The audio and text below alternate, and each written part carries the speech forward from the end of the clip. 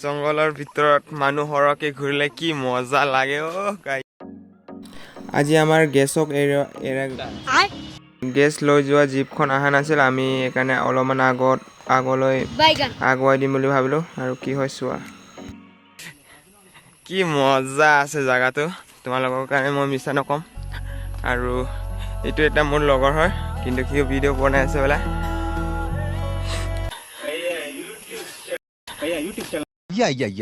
ৰাস্তাও বেয়া, গাড়ী সেইকাৰণে আহিব নোৱাৰে।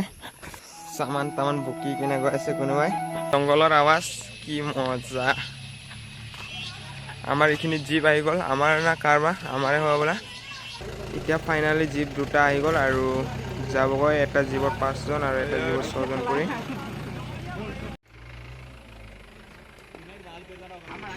গেছকেইটাতো যাবগৈ, কিন্তু ইয়াৰ পৰা নুঠাই পেলাই আৰু অলপমান ওপৰলৈ মাটি চাবাৰ কৰিব নোৱাৰা হৈ আছে, গতি পেলাই বেলেগ জেগাত যাব লাগে আৰু এইখিনি ওপৰৰ পৰা উঠাব।